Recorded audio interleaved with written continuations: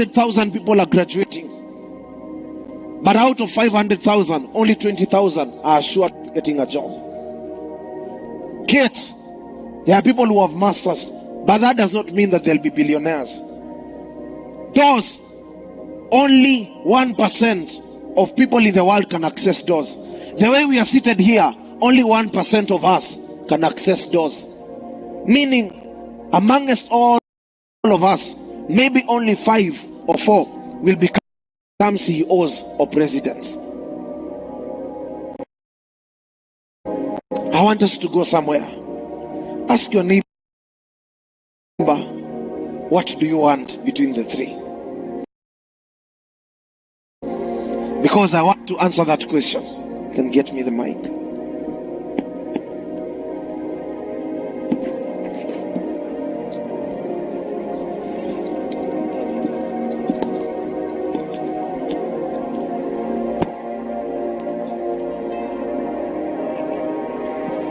It's okay.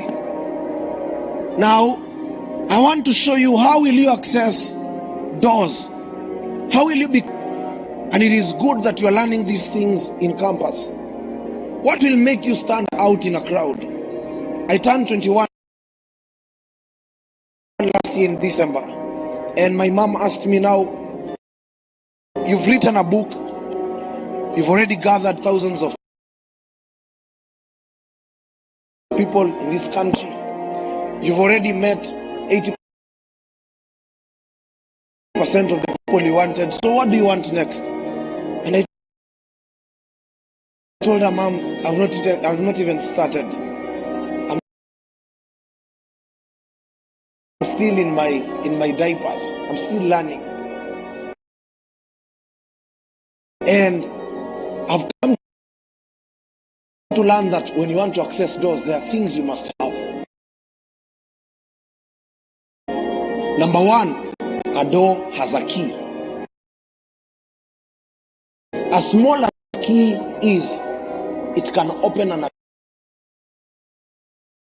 access to many rooms. And I want us to learn basically 6 keys that help people to access doors. What helps people to be at the top 1%? So the next slide has something called content.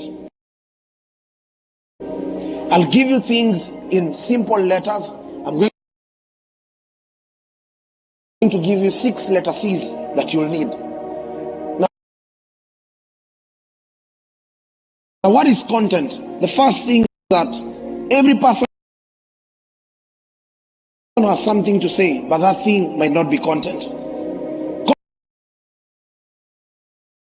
Content is that thing that you're delivering to the world. Whatever you're saying to the world, whatever you're delivering to the world, it's content. Now, whatever you deliver, number one, it must be high value content. That whatever you package, it must show high value. I know that most of us, some here have YouTube channels, some have businesses. Whatever you are delivering, that's content. So number one, it must be high value content. Number two, it must be generational content. Anything that you do that does not relate with the generation, in one way or the other, you might never get at the 1% level. Even in terms of music, you've seen Timam came and sang in Shen. What is he trying to do? He's singing to a certain generation. Timam haezi itwa meeting ya wazee wa 70. Naspan haezi itwa meeting ya wazee wa 80. He is singing to a specific generation. There are 29 million young people. Those are the people Timam is singing for. So there is a market that he has already grasped. Hatuwezi ona hapa Ruben Kigame kwa meeting ya campus, because the people is singing for are not young people. He's singing general. Now, number 3, it must be rare content. That whatever you're delivering, how rare is it? I came to discover no one will give me opportunities because I'm young, but they'll give me opportunities because how rare is whatever you're delivering to the people. How rare is it? I remember that there is a time in Egypt where salt was very expensive. Salt was only being used by the king. And during that period, if you are found with salt as a normal person, you could be arrested. At that time, salt was very expensive. But right now, you can see people even throwing salt. Why? Because it is too available. What is alignment? Let us say, for example, you're here in school, you've learned business. If you go and sell pork in Marsabit, hakuna mtu atabai. Juu pork haikuliwi na Muslims, now ndo wameja huko. So you might have a very good product, but it hasn't aligned with the market. So one of the things you need to have mastered is that after you have built your content, you must look at the context. Where does it fit in? And who am I supposed to go to? There are meetings I don't go to. You cannot find me in a concert of 10,000 people, but you can find me in a masterclass of 100 people. Because my goal is not crowds. My goal is to build specific disruptors. So I am aligning after content. Now you can never find context if you've not mastered content. Now you can have your degree, but you have not yet packaged where it can align and how it can align. The second thing is relatable. That whatever you have packaged, it needs to be relatable in a certain way, in a certain generation. So you can see how content and context really, they merge. It's like these fingers and these two spaces in the fingers. If you have not yet mastered content, you cannot master context. Then the last one is open-minded. That anytime you are approaching doors and opportunities, you need to be open-minded to certain factors. For example, right now in campus, I'm studying international relations and political science. I might not end up becoming a diplomat, but I can use international relations as a public speaker, as an orator. I can use it to travel all over the world. One of the goals this year is to study. I'm studying 18 foreign languages so that I can be the first public speaker who can speak 18 languages globally. Because I can never speak in German if I've not mastered all these languages. So right now I'm taking a break to study 18 languages. So that by the end of this year, I can go and speak in Germany, I can go and speak in Russia, I can go and speak in Japan and teach the world. Because now, I'm now becoming more open-minded. Now, this is what we were not taught by the 844 system. 844 system ilifunza wase, soma, maliza class 8, ukishapata 350, 390 ni mwerevu, uko assured utakuwa daktari, ama utakuwa lawyer. Fanya form 4, ukipata B+, B+, ulienda national school, weni mnoma. Tokea kwa gazeti, ishia campus. Wenye wameenda KU UON washa succeed. Wenye wameenda campus ziko mbali waja succeed. Warakama wangangane kiasi. After that, maliza 4 years, tafuta internship, chukua loan, tafuta wife, zeni watoi watatu, wapeleke private school, muafford holiday Mombasa ama Dubai, kuwa na V8 moja ama 2. Ukishia family get together, nwendo umenunua soda, wase wanasimama, wewe ni mnoma. So 844 system imefunza wase kufikiria na pattern. So wase wako open-minded to dare new opportunities. That is why hii tent imejaa. Lakini sahi wase wa young, sahi hivi tunaongea kuna mtu anadishi manzi kwa bedsita, sahi amemkunja. So kila msemi young anangojea afike 40 ndio build capacity. Wase wakiwa 2025 wacha tupige sherehe, tuchome time. Tukishafika 30-35 wacha tushtuke tukue serious, tutafute God sasa. Hapo ndo tunataka stories za God. So at the end of the day, wase wako open-minded to certain factors. Na time ina move. Sahi Kenya mse wa 40 years old akona memes za hii wiki mzima. China mse wa 10 years old amefundishwa tech na hacking na coding. Hatuwezi compete na wase. You are open-minded to certain factors, that this thing does not begin at a certain age. They are open-minded to start searching content. What will I deliver to the world? And then after that, they search for context. Next slide, please. Composure. Now, you might have the best content, you might have the best context, that you have mastered whatever you are selling, but your composure can sell you out. Composure ni nini? Vitu tatu: your talk, your walk, and your thoughts. What is your talk? Wacha tuachane na your talk kwanza, tuende na your walk, because that's very basic. I was taught that in public speaking, anytime you want to communicate confidence, according to the Japanese principles of Kung Fu, how you walk will really show your levels of confidence. And so you need to take 6 steps per 3 seconds. So that means your footsteps need to be long. At the same time, you need to walk like you know where you're going. Number 3, your legs have to be straight. And then number 4, your hands need to match a little bit with your legs. It's a sign of confidence. When you look at the president when he is walking, it shows confidence. You will never look at any president walking like this. Presidents walk like this. It's a sign of confidence.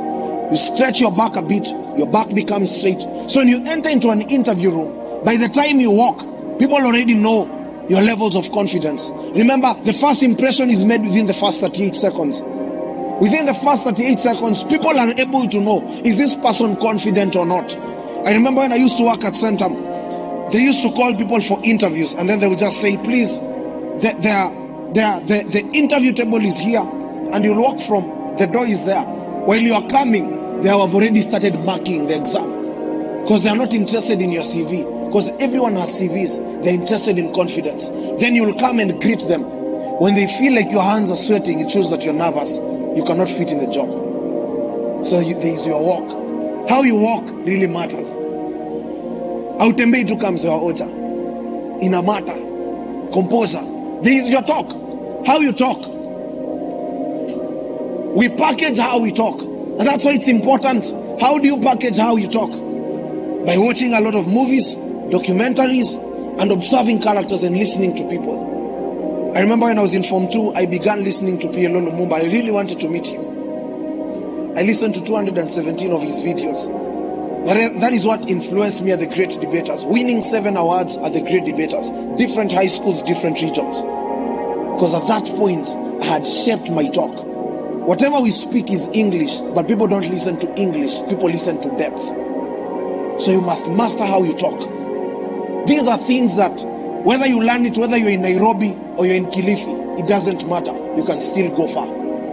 There are things that if you know, someone said, a man can be in a desert, a man can be in a city, but a man can bring the city in a desert, depending on what the man knows. The third thing is your thoughts.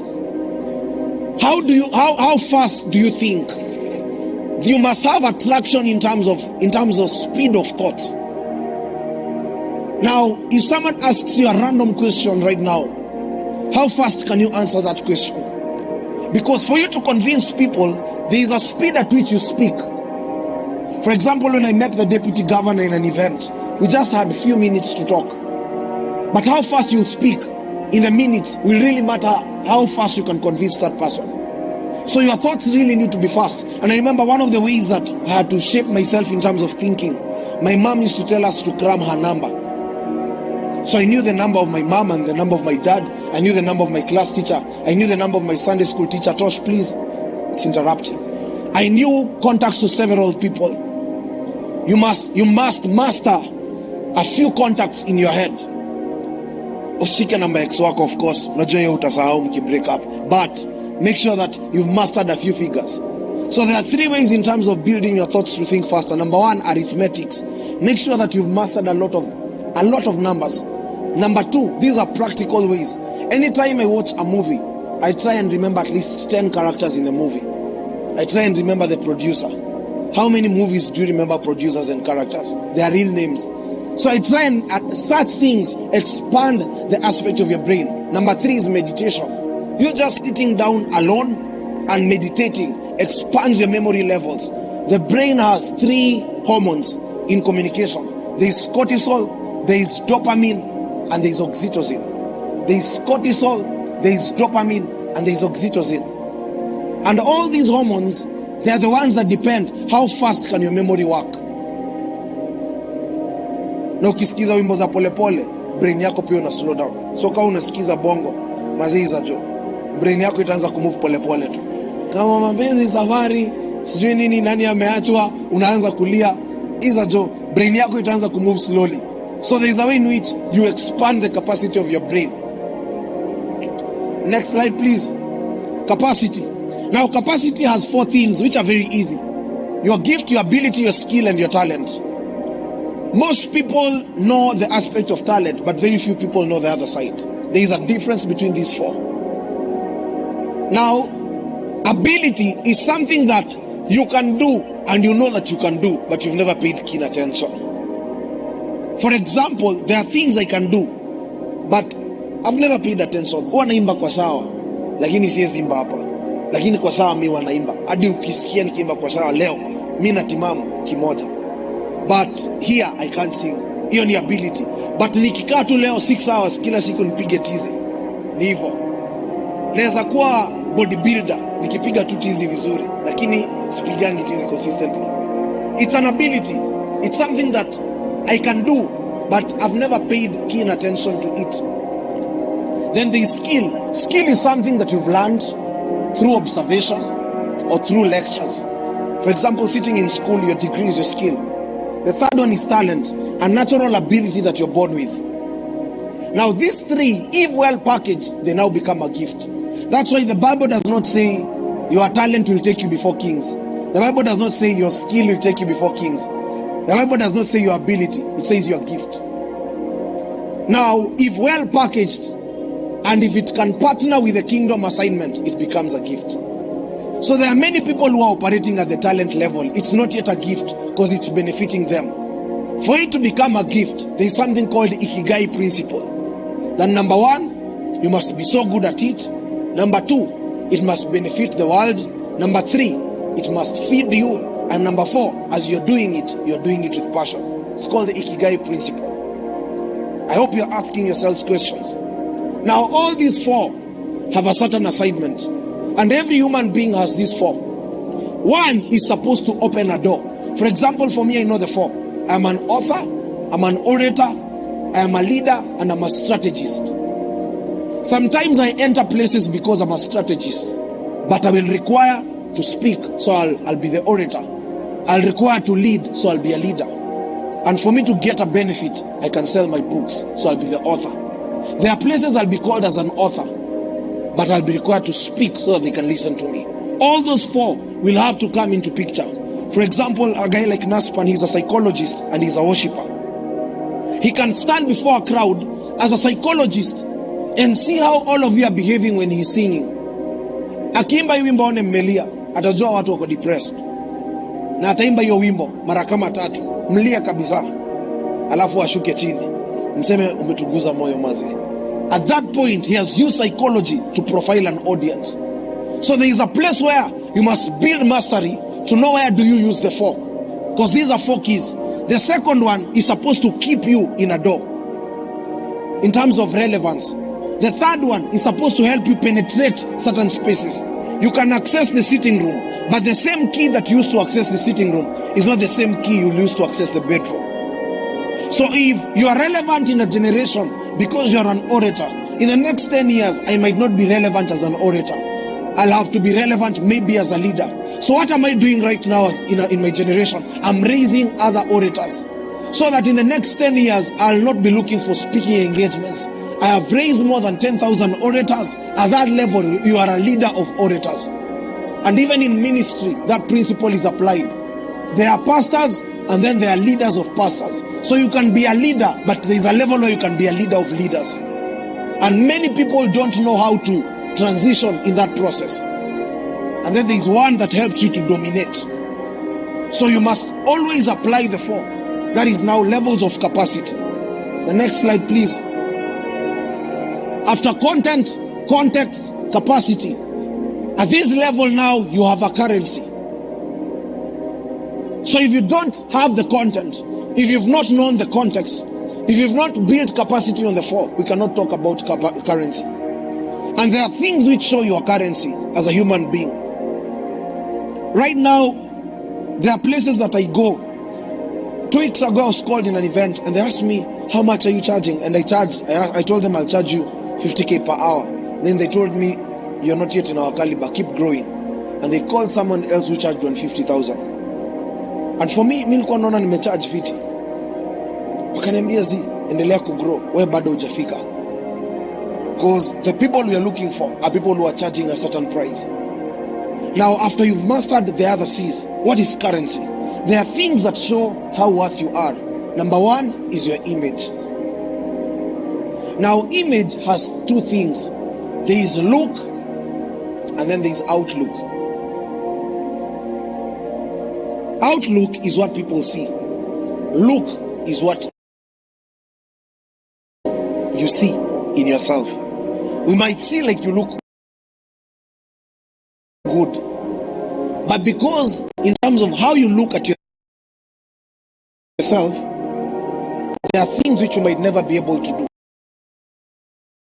Right now you're seated in the crowd. If I just give someone randomly a microphone and tell them come and say hi, very few people will have that ability.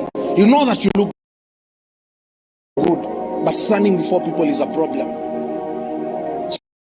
So image, in terms of photography, Ken will tell you that there's a difference between an image, a picture, and a photograph. There are those differences. What is the difference? An image is the original version of a picture. A photograph is what we put on the wall. Now, many of us are living in terms of the photograph. We haven't known our image yet. We look at trends and then we fit into trends. You must ask yourself, where are you going? And do I look like where I'm going? Like for me, I would like to become president. So every day when I dress, I ask myself, have I dressed like a president? I had to shave 2 days ago. My hair was a bit big. But then I said, the places I've started accessing, this hair has to go. It's not about what I like. Because there is Benihin and there is Hin Walubengo. Hin Walubengo is the person. Benihin Walubengo is the person I'm building. I work for Benihin Walubengo. So what Benihin Walubengo wants, Hin Walubengo might not want it.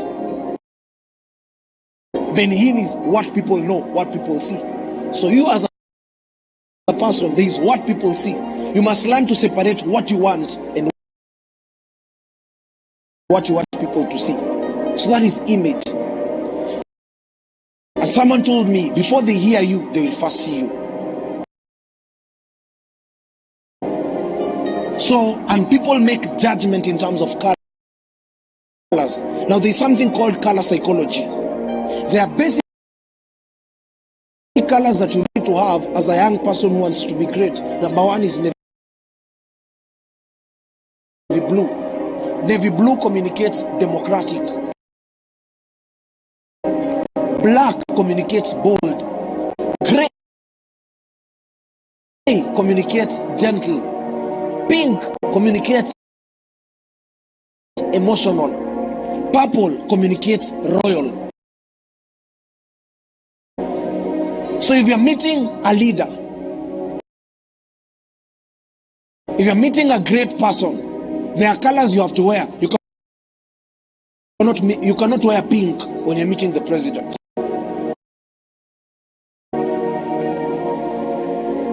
Yellow communicates open-minded. Green communicates rigid. So there are colors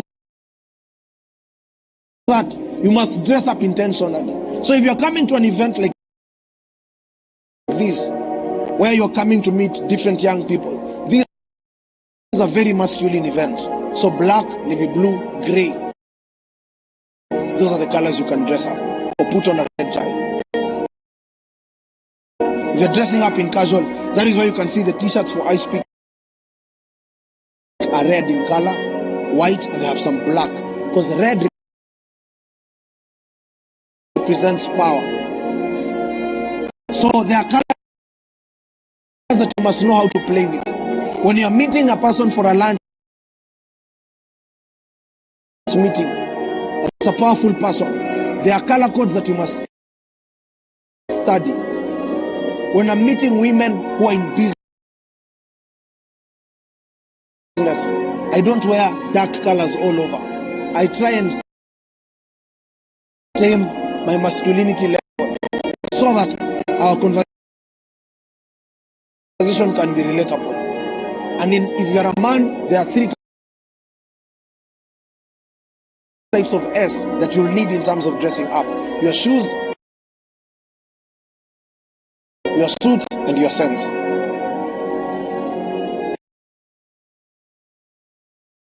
Your scent is also a language. Right now, the way you are seated beside that lady or beside that man, they can feel your scent before you've even spoken. So if you're smelling sweat, it has already spoken before you even open your mouth. That is why I had to invest when I was in high school. I had to invest in colognes. Hadi colognes za 120. Hakuna mtu atajua ni ya kupima, na unajua. Na venye utaongea kwa hiyo mkutano ndio inamata. And then image, another thing, always have a watch. My watch is in the bag, whether it's working or not working. Mtu akikuuliza time, sema wacha niangalie kwa simu. Hii inakuanga nyuma na dakika 5. Just be smart. Image. The second one is information. Information now determines your currency. There is a difference between knowledge and information. Knowledge is the general things that you learn in school. But for it to become information is now what works for you. That is why that word is divided in 2. In, there is a hyphen, formation. It forms you. Many people know knowledge, but very few people have mastered information. Knowledge that works for you. For example, how has algebra helped you to withdraw money in the bank? How did photosynthesis help you to become whatever you are now? Now that was knowledge, it was general. That is why now at a young age, you have to read books, you have to research widely and know what information works for me. The last one is impression. You have mastered the image, you have the information, you must put up an impression. Impression and perceptions, that is how the world lives. In Egypt, there is a time the king wanted people to stop wearing miniskirts. So the king went and said, you know what, I'm not going to tell people not to wear miniskirts because they'll get mad. So he came on a public holiday and said, from today, all prostitutes are allowed to wear miniskirts. It's in the constitution. Thank you. And he went. So from that day onwards, ladies feared wearing miniskirts. Because the ladies now, if you are a lady and you have a miniskirt, people knew that you are a prostitute because it's in the law. And that's how this guy conquered the whole thing. Then at a certain time, he wanted people to eat sukuma wiki. He came and said, from today, only royal families are allowed to eat vegetables. If you're not in the royal family, don't eat vegetables. So watu walikuwa wanajificha wakikula sukuma, na hivyo ndo watu walianza kula sukuma chini ya maji. It's a perception that this man built an impression. When I was in high school, I used to go to places, and sometimes I would be called in corporate spaces to speak.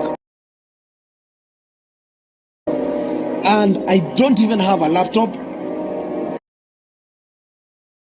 I don't even have what to say. But the way I'm speaking, it's like I'm so sure of what I'm saying. I remember one day I went and spoke somewhere and I was paid 80,000. And I didn't even know what I was saying. I was just saying things, and I'm saying like I'm very sure. And I'm saying, in fact, this is what I said in State House last night. Wanaandika. Because an impression that you put really matters as a young person. Unaweza kuwa umesota, but when you umejipackage, ndio itamata. How you package yourself really matters. I remember when we entered university with my friends, hatukuwa na viatu mingi. Tulistudy in a private school, wase ni mabola. So we agreed, tukasema hii kiatu ini yako, ini yangu, ini hii hakuna ku switch. But hizi zingine zote tutakuwa tuna switch. So hakuna mtu anza kutana na sisi tukiwa wote. So hakuna kutembea pamoja. Ukivai leo mimi navai kesho. Hakuna venye mtu atakuwa na observe viatu zetu. We had to package ourselves, and no one ever knew that we don't have enough shoes. Kuna ile moja tunasema hii ni yangu specifically, hii usivae, hii watu wataniona nayo. But for this one, we can play these games. An impression that you set is what people buy. People don't buy an iPhone. People buy status quo. People don't buy a Mercedes. They buy social status. People buy things. That is why iPhone will make sure that they have come up with iPhone 10, iPhone 11. They have put it in packages. According to the rules of Ferrari, you can never buy a certain type of Ferrari if you don't have the lower standard of it. So you have to access this one for you to get this one. They have put it in stages. So whatever you're doing as a young person, if you have a YouTube channel, how you'll package that YouTube channel will matter. Who will you interview and who will you not interview? When you go to my Instagram, when I did my first event like this one in Nairobi, we were gathering 800 people in Nairobi Cinema. I sent a voice note to a speaker from Ghana called Futurist Kwame. A voice note, 38 seconds. The man listened, and the man sent us 100,000 to book the hall and do the basics. The budget of that event was on 50K. So the man literally sorted 3/4 of the event. He listened to a voice note. Then after listening to a voice note, do you know what he did? And I was told, anytime you want to send a voice note to great people, it shouldn't be more than 40 seconds, because no one focuses more than 38 seconds when listening to something on phone. Number 2, send it at night. They are not yet asleep. Great people at 12 a.m. they're always awake. So I sent the voice note. The man listened. And then I made sure I've deleted all pictures I've archived I've only left a picture where I'm with PLO Lumumba, Robert Burale, Cynthia Nyamai. 10 pictures with great people only. And then he saw me, he was like, this boy is serious. I began with my age. I said my vision. And then I said my value. And then I told him, sir, you've not been to East Africa. I want to gather for you 1,000 young people. That's how he supported. Impression.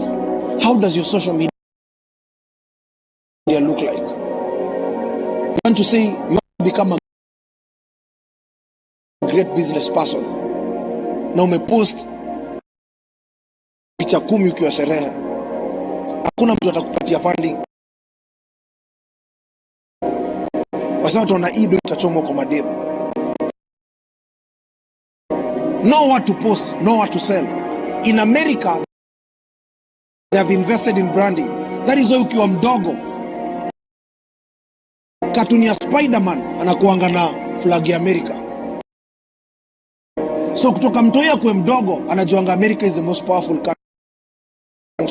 Sasa uliza mtoi wa 7 years old ama 8, which country do you want to go to? Aisema Somalia ama Ethiopia. Aisema America.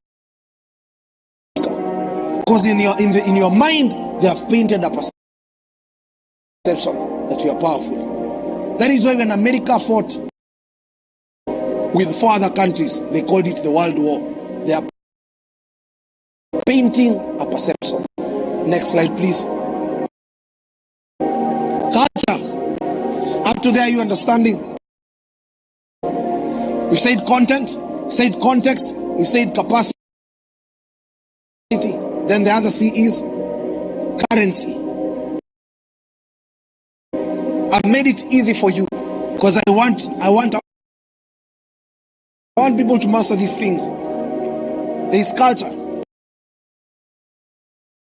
What is culture? Culture is your associations. Who are you associating with? There is a level where association shapes up your culture. Right now, the way I'm positioning myself in this country, I'm positioning myself as an orator, but not as an orator for everyone. As an orator for young people, but not for every young person. I'm positioning myself to be an orator for people who want to be disruptors, people who want to lead their own organizations, and people who want to begin early. So the way I'm packaging my content on TikTok, I just saw this morning our TikTok hit 71,000 followers. And the way I'm packaging my content, I don't want to be famous. I want to be specific. Who do I want in this generation? You have to be so specific about your association. It builds up your culture. Who are you hanging out with? So right now my target is to hang around leaders, because that is where opportunities are. Number 2, hang around CEOs and business people to learn as much. Number 3, sit around young people who are doing crazy things. I have a friend who just won a grant of $13 million to build a city in Ghana. A young person, 21 years old, wants to build a city of 4,000 people in Ghana. He wrote a concept. He studied urban planning. He deferred when he was 15, went to study in America about urban planning. Then he came back, wrote a concept on how a city of 4,000 people can provide 5 million jobs if it is built. And he took it to the United Nations. And now he has won a grant. So I want to bring him to Kenya to speak in December. As we also bring Chimamanda and Sarah Jakes and many other people. Because if I hang around those people, This one is not enough. So your association really matters. Yes, you got a C+, you got an A-, you got a 400. People clapped for you. Now after that, are you still sticking around people who clapped for you? You have to move higher. And your association now needs to reflect where you're going. The second one is your conversations. Conversations really affect our levels of visual capacity. How far are we seeing? Our spiritual father is the one who owns this tent. It's called Pastor T. Mwangi. And I remember there are times when I used to take him in missions when I was in Form 3 during school holidays. And then as I sit with him in the car, mostly long drives, I could ask him questions. And there are things he would say that will trigger me. Today we don't meet a lot because he's busy. But I go back to those notes and I read whatever he used to tell me. I could ask him questions. Could ask him, Pastor T, sasa mtu ana build aje vision? Mtu ana build aje influence? Ukikaa na wase wazito, wewe unauliza nini? Ulipatana na huyu mtu, mbona ukumuomba do? Mtu anasema nini akikaa na wase? Ukiitwa place na wasikulipe, unaenda bado. And he used to tell me, yeah, unaenda. See about pesa. Being about burden, ni about vision. Ask yourself, how can we invest in these old terms? Only to speak to a few people because of where we are seeing. It's called conversations. Who are you having a conversation with? Kuna day nimeenda date na dem nikiwa Form 4. Nikaanza kumchapia vision yangu. Alishinda tu amesema guy, we. Hey, date mzima nilichoka, nilitoka hapo nimekasirika, nimepeleka dem Java, nimetumia pocket money. Nimekuja na vision plan yangu, nataka kumuuliza vision yake tuanze relationship. Dem alikuwa mrembo, nimemtoa Instagram. Kutoka hiyo siku nikasema sitakuwa naangalia urembo. Tutakuwa tuna reason kwanza inbox kabla tukutane. Manzi atina tu anasema what? We uko overambitious. Namuuliza vision yako ni gani? And I just want to visit Masai Mara. So na manzi ni mrembo, alafu anaongea, anafungua kabaka makeup, anaweka lip gloss, ananiambia so I was saying also want an iPhone. iPhone maze. There are serious things. Mimi nimekaa na vision. Namuuliza sana next 10 years hiyo ndo nataka, na mwanzo unataka watu wangapi? I don't want kids. I just want to look pretty. Nikachoka maze. Nikakam kudiscover conversations ina matter. Nilikuwa pia na boys wangu anaitwa Jemo. Nilikuwa nikipatana na mtu ni post Instagram, anakuja hadi home, aniambia Buddha we ni God, we ni man, we ni mnoma, umpatana PLO. Buddha mimi ningekuwa ningelala kibili. Unangangana nini sasa? Mazewe ni mnoma. Ukikaa around waseka utakuwa fala. So what do you need to do? You sit with builders. Sit with people who are building.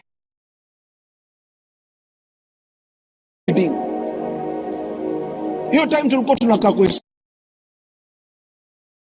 watu 6. Tunashindana nani ataingiza manzi wa kwanza box.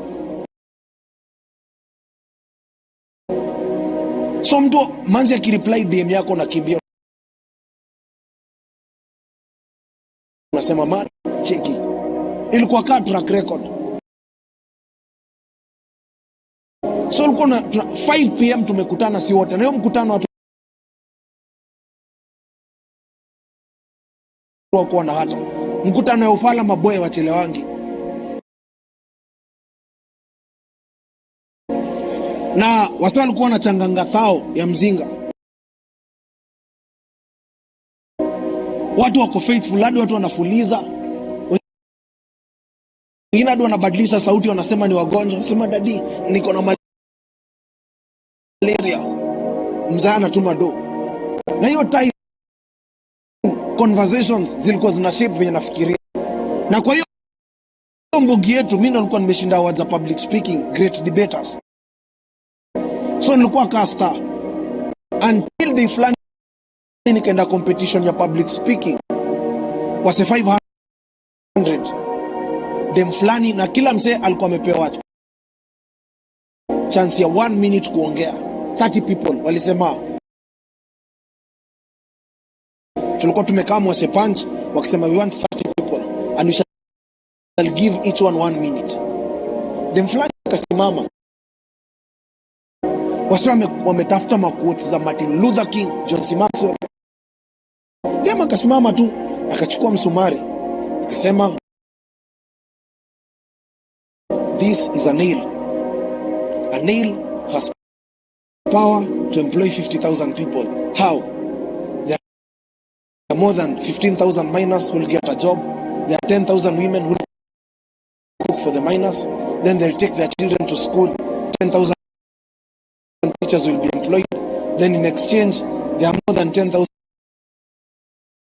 women who will sell bananas and vegetables to those people. That's how one nail can employ 50,000 people. Nakakaa chini nikakasirika, nikauliza Odem after event, yeye alishinda hiyo award to cut the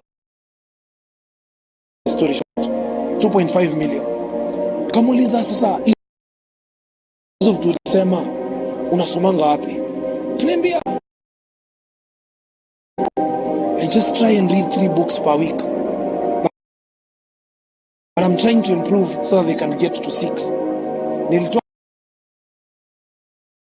hiyo mkutano nikiwa nimekasirika. I had thought I was somewhere, but I was not yet anywhere. 1 week ago, we had a competition at Mastercard Foundation at Radisson Blue. Nilijua Kenya hakuna mafala. Hao watu mnaona wakitrend Nairobi Gossip Club. Hao ni percentage kidogo tu. Kuna wase wa yangu wanafanya vitu za maana huko nje. Hao wase wamekaa kwa hiyo set, hao wote they are young people. After event, enda ulize hao wase nini wana do.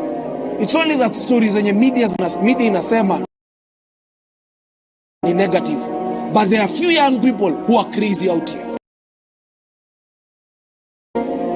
Conversations really matter. The last one is your depth. There's a scripture in the Bible that says deep calls unto deep. Depth.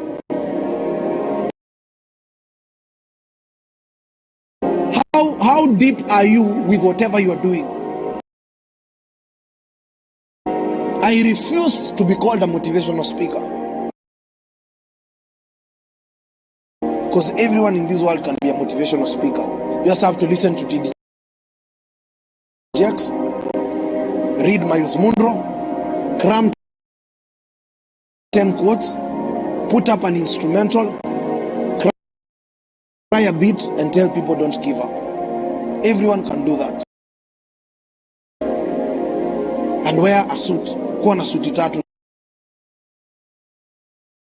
na tie. But depth is something that people have to invest in. So I always tell myself, for every 30 minutes on stage, at least I have to spend 3 hours of research. The quality of whatever you say will now matter in terms of depth. So culture, your depth will form your culture. How deep are you? Now, depth is influenced by putting up a certain system in terms of how you build capacity. Systematic approach. So, if you read one book today, you become consistent at it. If you network today, you don't stop, you become consistent at it. If you do graphics, you become consistent at it. You put a certain time of doing certain things. 6 months ago, I wasn't very structured in terms of doing things. But now, I've been very intentional in terms of improving my systems.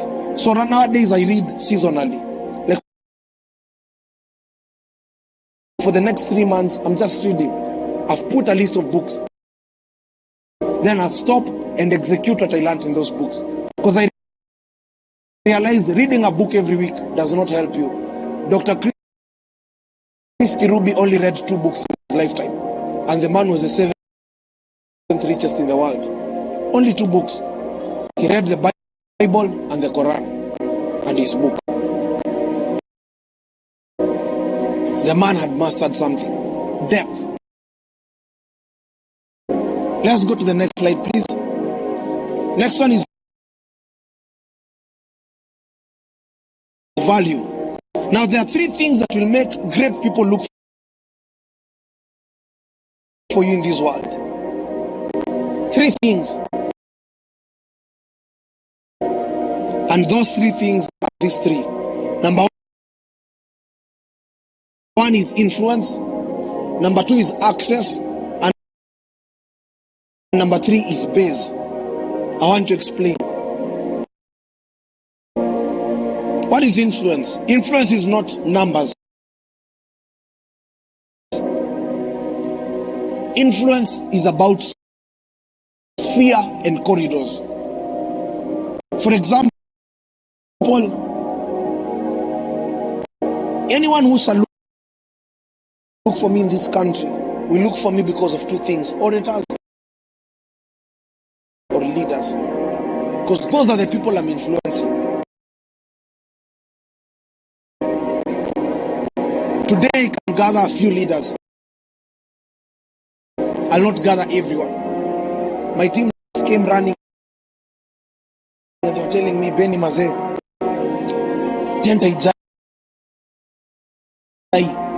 unaona aje tuanze event ama tungoje?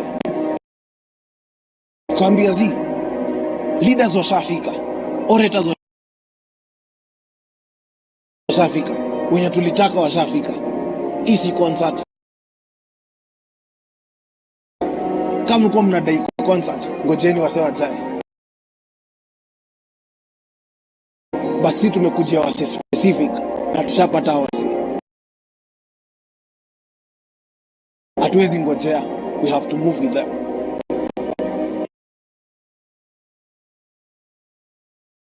Now, when we do the next event, it's now your work to influence those people to become like you. That's how the structure works. You cannot influence everyone. You're not ice cream.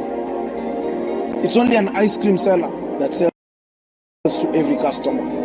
But you have to put up something where you influence a certain corridor. The Bible says, I know that there are Muslims here. I've also studied a few things in the Quran. Bible says in Isaiah 60 verse 3, and kings shall come to your brightness. So there is a level of brightness that you have to attain for you to access certain people. So influence is a key. The second one is access. Access gives you value. Who are you accessing and how are you accessing them? I used to think access is about having numbers of people and taking pictures with them, but that's not access. Someone said networks are not the people you know. Networks are the people who know you. So you might have the number of the president, but he has never picked. That's not a network. You must get to a level where networks are the people you know, not the people who know you, not the people you know. Then apart from that, there is base. Base is where you go back after you've done everything. For example, for me, my base is iSPEAK Society. So when all is said and done, I have to go back and build iSPEAK Society. That is my base.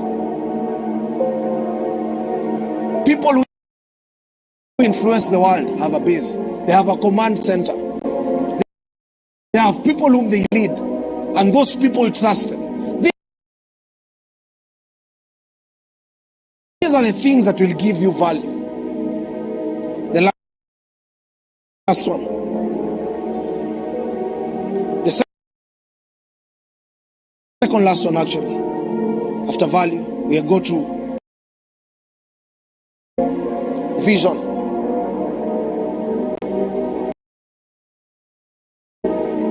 Okay. So your vision needs to have these 3 Ds. Up to there, we understand. Man, these are deep insights. I've released them into a book. We came here to teach you, not to motivate people. We came to give you knowledge. So you can record on your phone or write.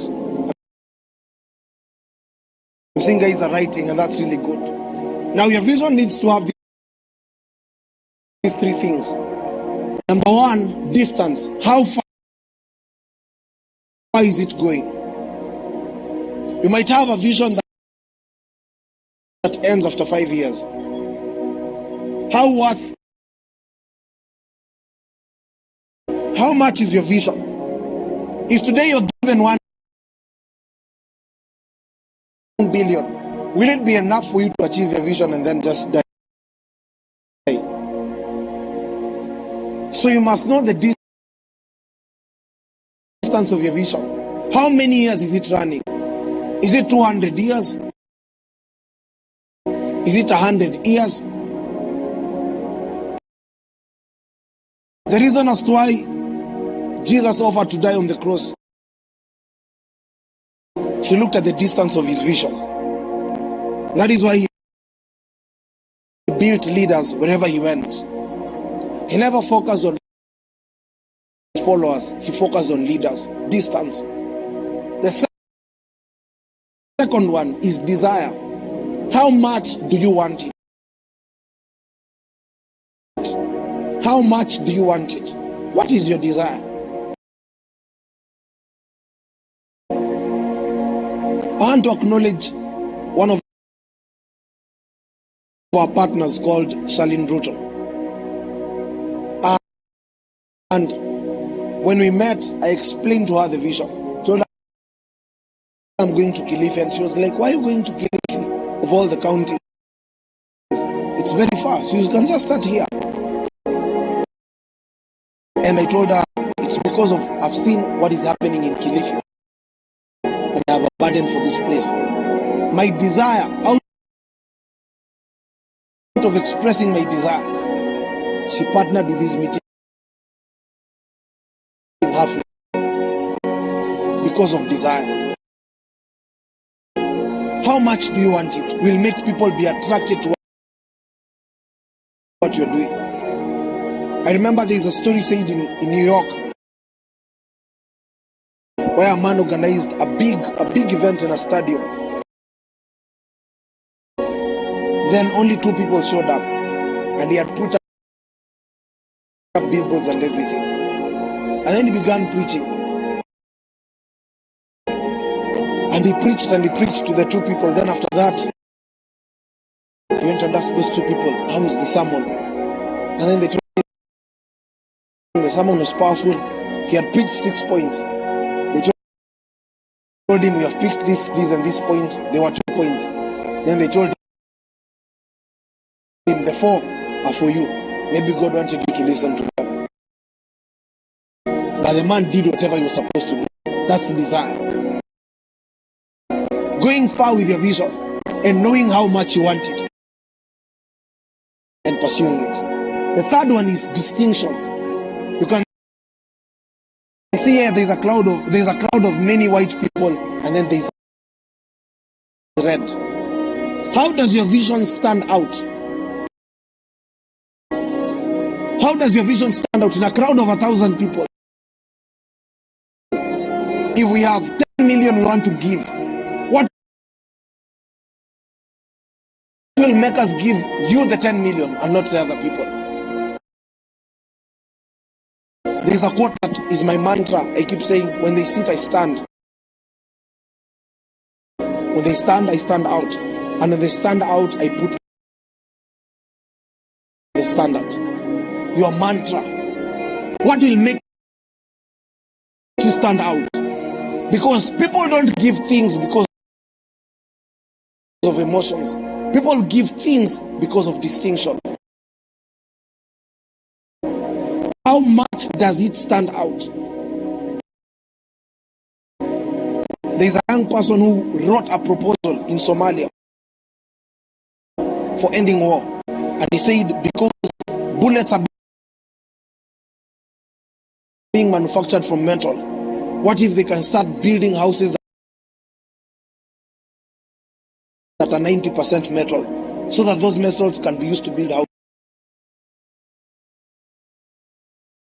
And that's how war was reduced by 65%. A 16-year-old saw that as a concept from war. Because bullets are being made by metals. And when he took that proposal, it took him 3 minutes to convince the president. Because the man had packaged something that will stand out. So as young people in campus and high school, you need to spend time for the next 5 years thinking, how will my vision be distinct? That if I'm to stand before the United Nations and present this vision, what will make 90 people out of 100 say, we want to invest in that?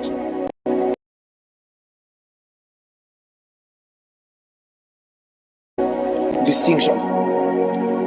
The last one. There is vitality. What is vitality? Vitality is that thing that is running. Vitality is speed. Vitality is the grit. You might now have the vision, but you're not as fast. There are many young people who have begun organizations, but they don't have vitality. They are not as swift as they're supposed to be. You have to move with speed. That is called vitality. There is courage, there is boldness, there is swiftness. Now, I want to explain courage and boldness so that you understand. Courage is a Maasai killing a lion. That's courage. Boldness is Martin Luther King defending his ideas. A Maasai can kill a lion, but he cannot defend why he's a Maasai. Confidence is now standing up before people. So you must know the difference. You might be courageous, but you might not be bold. You might be confident, but you might not be bold. You might not be courageous. That's why you need the three. I've said a very simple explanation.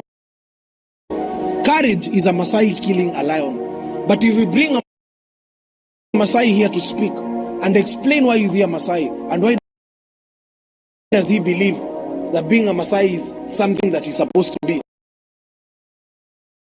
and he's supposed to be a Maasai. He cannot explain that. Boldness. Martin Luther King can defend blacks, but he cannot kill a lion. So he is bold, but he's not courageous. But he might be courageous because he died. Confidence is that aspect of, saying, by the way, I can stand up. There are people who are available, but you are the only one who is now saying, I'm reliable. Many are available, but few are reliable. The third one is swiftness. How fast do you move?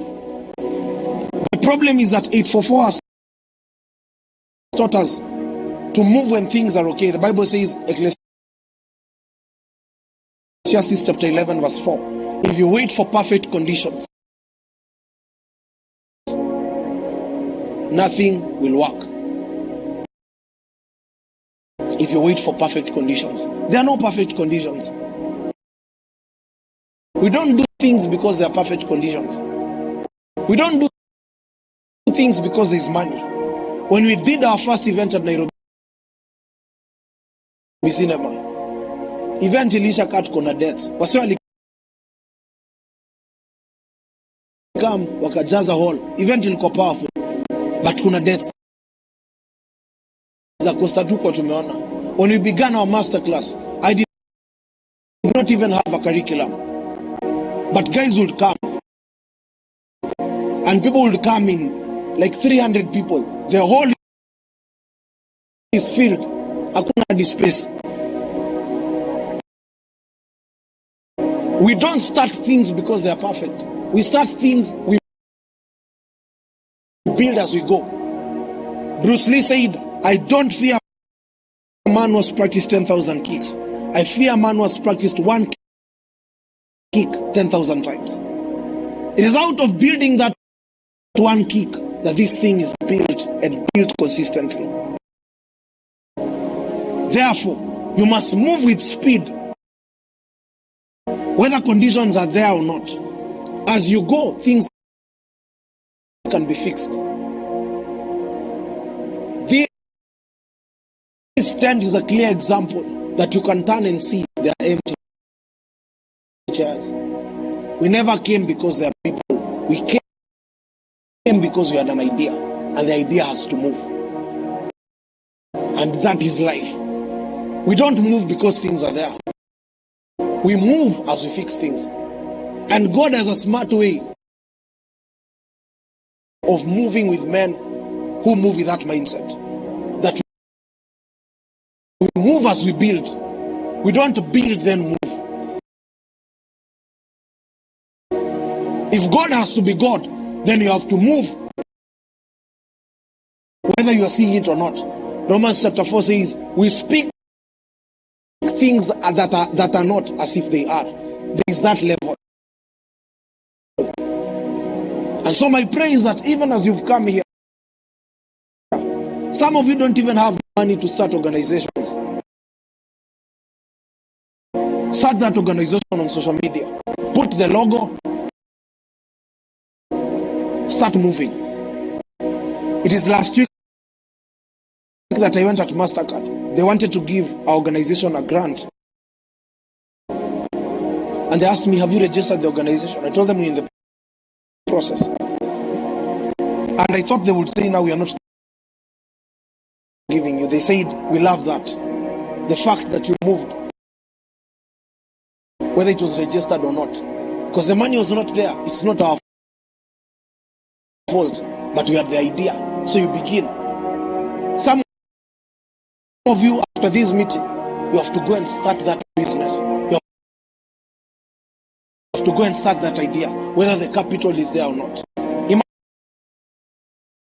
Emmanuel, please, you can stand up. This is a friend of mine. He called me 1 month ago, and then he was like, I've been checking you out on Facebook, TikTok, and I love what you're doing. And I would like you to come to Kakamega and speak to 100 people. And then I asked him, why don't we do 1,000? Because he wanted me to go and do a training, something like an iSPEAK. And I said, unaona tutatoa wapi pesa watu 1,000? Nikamwambia, kata simu nipigie after dakika 20 nikwambia tutatoa wapi hiyo pesa. And we had a 2-hour phone call. He wrote notes. And then I prayed and I told him, see you next month. We gather 1,000. The guy has managed to gather 6,000 people next weekend. The money is not yet there, but those people are there. And next weekend we're having an event in Kakamega. And he said he just wants to come in Kilifi and see how it's done. A phone call triggered something. And that event has attracted the whole government of Kakamega. Will be there. More than 30 school principals are interested. He went foot by foot. He does not even have a team. He compiled the team that week. Why? Because there's something called vitality.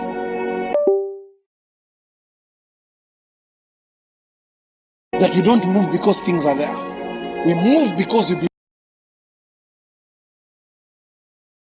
believe in what we're doing. And in this life, you have to be your first audience. I remember when I began my YouTube channel, I opened other 4 channels. So I used to go and like that YouTube channel, then I comment with these other 4 channels, and then I share on my status. And then I had 4 WhatsApp numbers, so I could share with all of them. So when I posted my first video, it had 50 views, but I had like 21 views. Then I could go and take my mom's phone, neighbors' phones, my friends' phones, and view that YouTube channel. And I could comment, good content, you're going far. Because I believed in what I was doing. And you have to be the first fan of yourself. That is life. Let's go to the last slide. Last slide is about